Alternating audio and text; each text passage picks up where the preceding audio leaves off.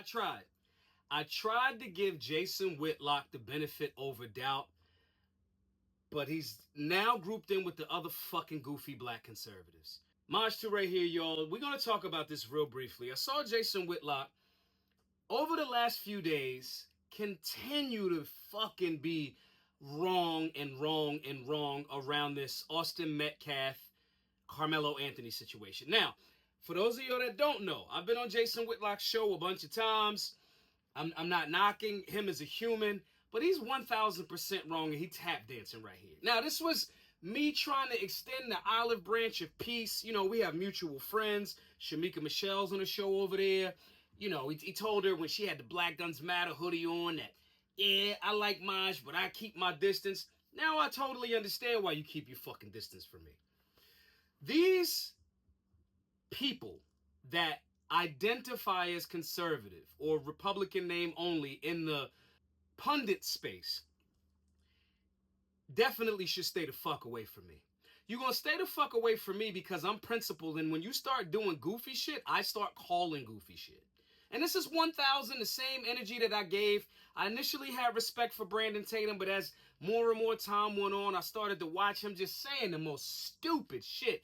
And it seemed to be after every time something is in relation to a black person, whether the black person get killed by police or by somebody else, or a black person, white person interaction, they automatically run to this shit. And the crux of that for me with Brandon Tatum was the Ahmaud Arbery shit.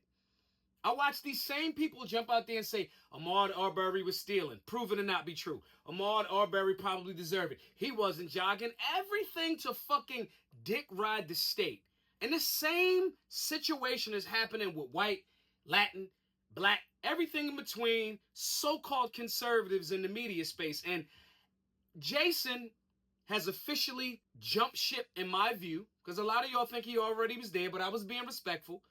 And now going back and forth about this Karmelo Anthony shit, now talking about black people as if black people haven't been a solid base in America. Like every other culture, every other ethnic group in America, black people got problems, white people got problems, Asian people got problems. It seemed like only people thinking about fucking black people is the black pundits that don't fucking help the black community. Run it back a little bit.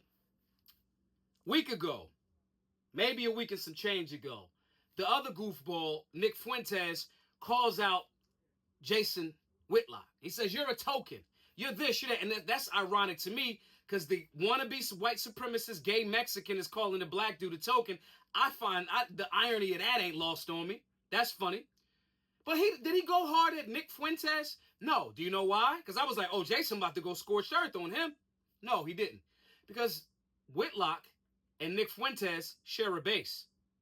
So if he goes at Nick Fuentes a little too hard, even though he did everything but call him a nigga, over a minor disagreement or viewing of a situation a little bit differently, if he go too hard at Nick Fuentes, they both got the same low IQ bigoted base. So after he was a little bit critical of Nick Fuentes, who went scorched earth on him, he started getting pushback from that same low IQ troglodyte base.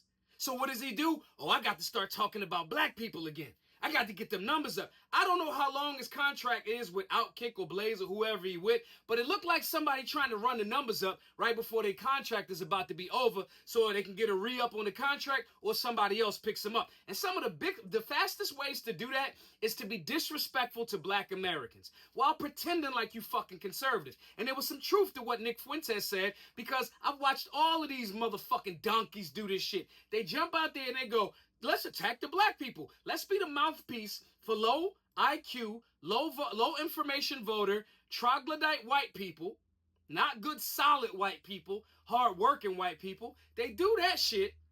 So they go, well, it's not racist because Jason Whitlock said it. Brandon Tatum said it. Rob Smith said it. It's the easiest way to get a little bag. It's the easiest way. It's not principled. It's cowardly. It doesn't help Americans. But what Jason does is try to wrap this shit up in the Jesus thing. And this latest thing is him talking about all of the people that donated to Karmelo Anthony as if another American of any background can't say, hey, that kid is in a teenager's fighting situation and one kid is dead, but everybody deserves. If you choose to donate to that. But if you don't, I want you to donate to Austin Metcalf's family, like I've said everybody should do, because that family's dealing with death.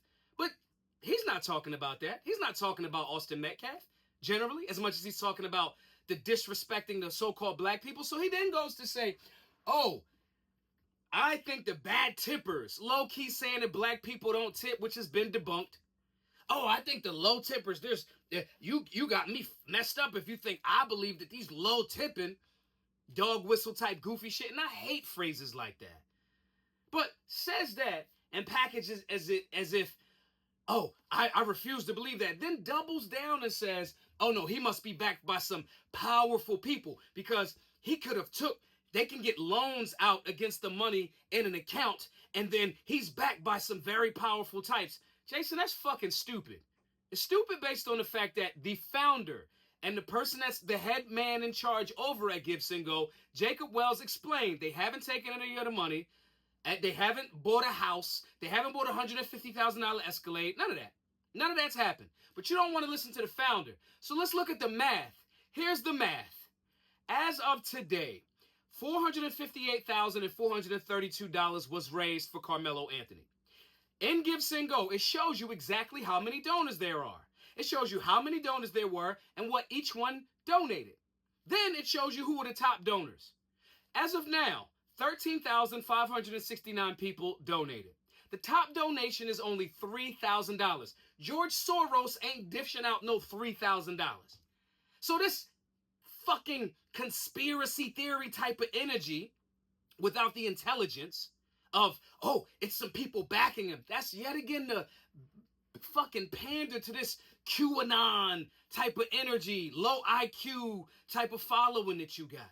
It's simple math. $458,432 at 13,569. Divide that, you get an average of $33.78. Let's say 34.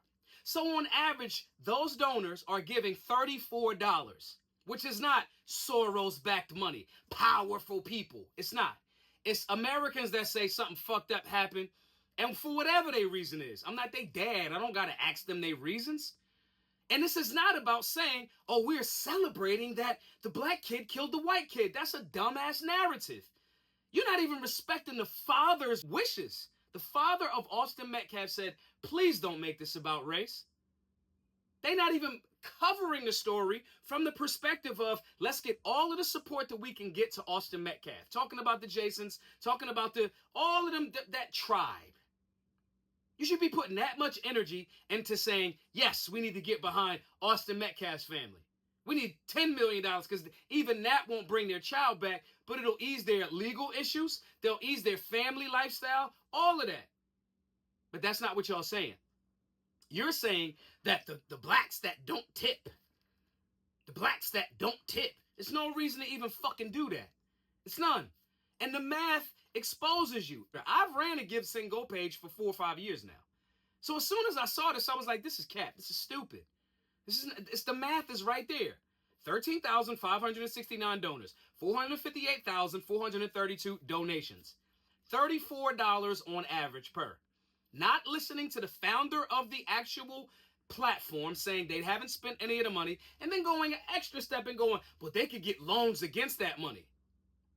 And even if they got a loan, they still have hundreds of thousands of dollars in legal fees. This is after the debunked theory that, oh, they bought a house, they bought this, they did that. And if them saying, hey, we might have to move into a gated community for security reasons, which is legitimate. To the same point, I don't hear Jason Whitlock or any of these people talking about the rabid people on the right now threatening a judge, threatening the judge's life. Y'all acting just like fucking BLM. You act just like the people you talk about that was defending George Floyd. Same shit. So at this point, Jason, I gotta give you the fucking clown shoe. And I tried to be respectful, bro. I tried. But it just seems like every fucking time, and now you gotta get back in the good graces of the bigots. And I'm not talking about everyday Americans. I'm talking about actual bigots that make up your base. You a tap dancer at this point, my brother. You a tap dancer.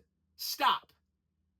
There needs to be a demarcation point between the type of pundit that is actually calling it balls and strikes, objective, up the middle, fair and balanced, that are trying to unify all Americans and not just using black conservatives, black Democrats, insert any other ethnic group of Democrats, Republicans, independents. Stop picking on other Americans because you think, oh, they on the left, or since they on the left, oh, my following will be okay with this. That's not unifying America. You're a part of the same divide that the left does. And I'm sorry, brother, I got to call you out on this stupid shit. You really got your shine box out, tap dancing for these low IQ troglodytes, and it's fucking disgusting. Math exists. You can literally see the donors. You can see how much they gave. You can see how much the top donation is, $3,000. Soros ain't got shit to do with this. Marxism does in a division, and you playing into the same race narrative as those weird queer Marxists are. But I don't know. Maj, you just mad. Whitlock hasn't had you back on the show. Maj, you just mad that you keep getting kicked off of X. Maj, you mad that you can't be. I've touched all of the stages that these people have never been on. I done did it. That is not the solution to solving America. Unifying America and being objective is. Being a solutionary is. If you disagree with that, put it in the comments section. Jump in there. If you say something that I might have been like, you kind of get it. You're right. I'll tell you because we objective. But if you're wrong, the solutionary is going to chop you right the fuck up in the comment section just as well. Guys, this is the reason why we have a Solutionary 9. We have to be holistic, objective, constitutionally based, not biased. The Solutionary 9 is civics. It's understanding imminent threat. It's conflict resolution and de-escalation. It's health and fitness. Jason, some of that fat you got going on, brother, is clouding your judgment. And I hope that you continue on your health and fitness journey. But we've been on it. That's what the Solutionary 9 represents. That's what we do at solutionaryuniversity.org. And if you're tired of hearing or just leaning on these people that get segmented on the left and the right and just keep fighting against each other, if you want to holistically improve and link with like minds that want to help our country, heal our country, while calling out the bullshit on all sides, then go over to solutionaryuniversity.org. We're here for you. My name is Maj Toure, the founder of Solutionary University. Hope to see you all in a group soon. Be safe. Be solutionary.